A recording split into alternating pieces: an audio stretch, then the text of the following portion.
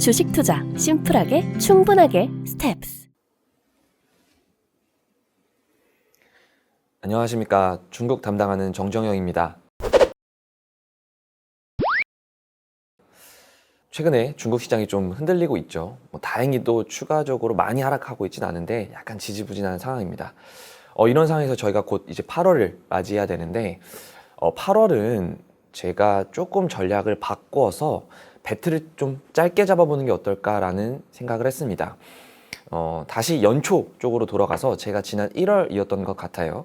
그때 중국의 인프라 투자 관련된 말씀을 드리면서 연간으로 보기에는 좀 쉽지 않을 것 같고 한 1분기 정도, 2월에서 3월 정도로 인프라 투자 관련된 종목, 업종에 좀 집중을 해보자라고 한번 말씀드렸던 적이 있습니다.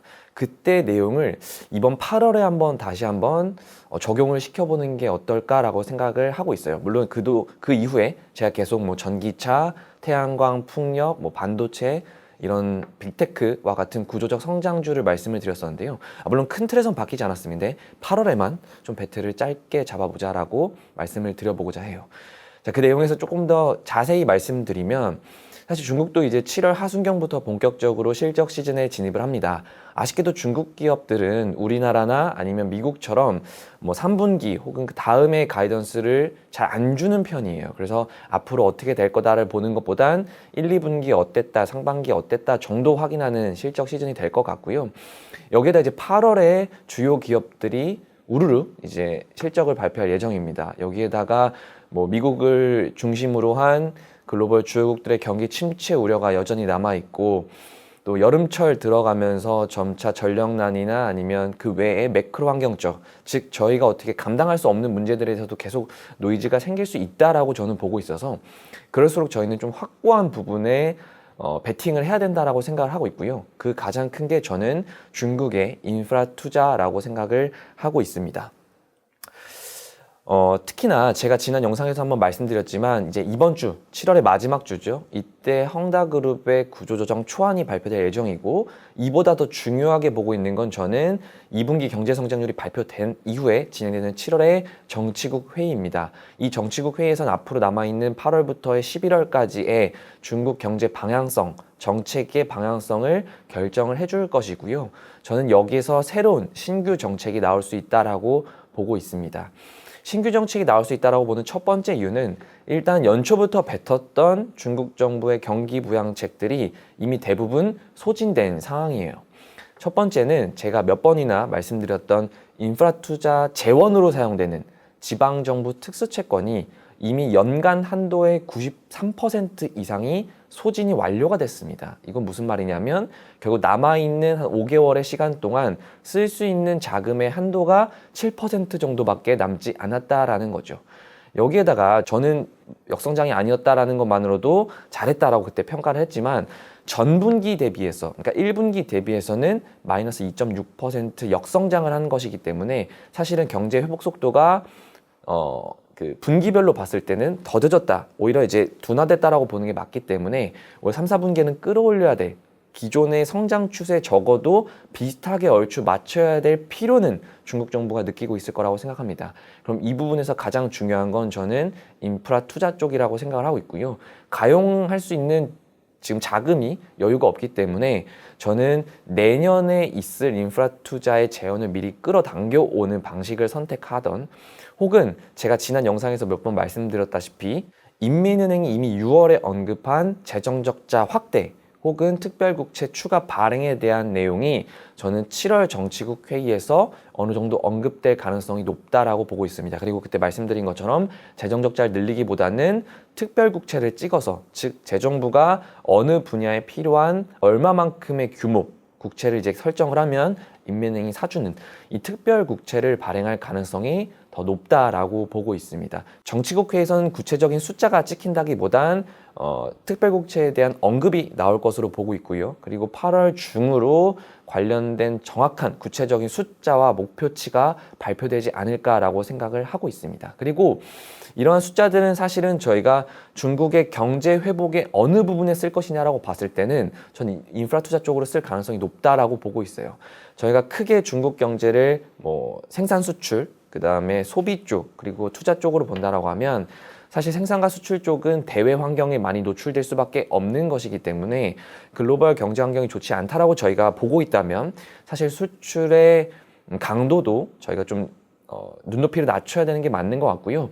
물론 지금 중국이 오프라인 경제 활동을 계속해서 활성화시키기 위해서 백신이나 치료제 개발도 빨리 승인하고 개발하고 있고 뭐 열차 여행 같은 것도 승인을 해주고 있는 상황인데 여전히 국지적인 제로 코로나는 유지가 될 것이기 때문에 사실 저는 소비 쪽도 회복되는 데 시간이 좀 걸릴 거라고 보고 있습니다.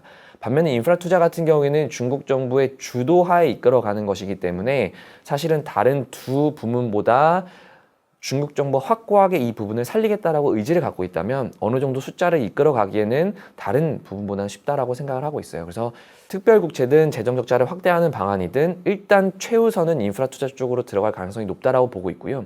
이걸 뒷받침하듯 지난주에 리커창 총리가 다시 한번 중국의 인프라 투자 건설에 관련한 주의사항을 다시 한번 당부를 합니다. 지난주 21일에 상무회의를 통해서 리커창이 이런 식으로 강조를 하죠.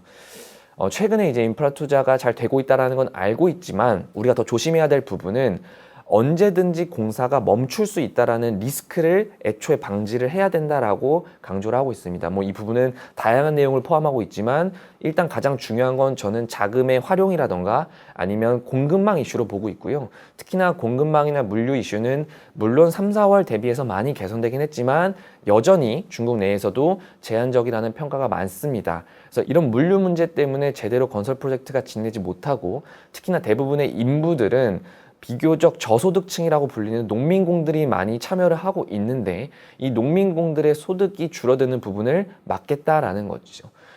결론적으로 투자를 통해서 계속해서 고용을 활성화시키겠다라는 의지는 리커창 총리의 입에서 계속 나오고 있는 상황입니다.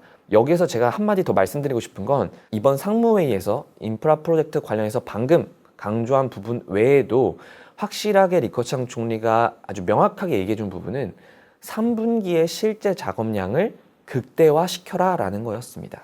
결국에는 남아있는 8월, 9월부터 10월, 길게 보면 10월까지겠죠. 그 기간 동안에 실제 작업량을 최대한으로 늘리고 인프라 투자 관련된 재원들을 사용 가능한 모든 수단들을 다 쓰겠다라는 의미로 저는 해석을 하고 있습니다. 그래서 아주 단기적으로나마 7월 말에 있을 정치국 회의와 이를 반영하는 8월의 주가 움직임은 다른 업종이나 뭐 테마 스타일보다는 인프라 투자 쪽에 조금 더 저희가 집중해 볼 필요가 있다라고 보고 있고요. 그리고 이를 반영하듯이 실제로 올해 연초에서 한 1분기 정도까지는 중국의 인프라 투자 업종의 CSI 300 대비 상대 수익률이 훨씬 더 높은 상황이었습니다. 그래서 이 부분이 저는 8월에 한 번 더 반복될 수 있다라고 보고 있고요. 8월에 배틀을 짧게 잡는다라는 부분이 물론 이제 수익률 관점에서 본다라고 하면 짧게 단기적으로 조금의 수익률을 저희가 노려볼 수 있다라는 의미로 해석해 줄 수도 있겠지만 다른 종목이 실적 발표에 의해서 혹은 아까 말씀드린 것처럼 매크로 환경의 그런 불확실성이 확대됨으로 인해서 오히려 조정받는 시기에는 조금 더 저희가 안정적인 안전처 역할로 해줄 수 있지 않을까라고 생각을 하고 있습니다. 그래서 8월 이 한 달 동안에는 잠깐 제가 뷰를 바꾸는 걸 말씀을 드리고요. 다만 이 인프라 투자 관련해서 강조드리고 싶은 건 제가 연초에서 말씀드린 것처럼 연간으로 끌고 가기는 어렵다라는 거예요. 중국이 연초에 5.5%라는 경제성장률 목표치를 제시를 하긴 했지만 이미 중국 당국 인사들과 현지 전문가들 역시도 사실 5.5% 달성에 대해서는 회의적인 상황입니다. 대부분의 컨센이 이렇게 잡혀져 있고 우리나라뿐만 아니라 글로벌 컨센서스, IB들의 컨센서스 역시도 이미 4% 초반 혹은 뭐 3% 후반대로 많이 내려와 있는 상황이고요.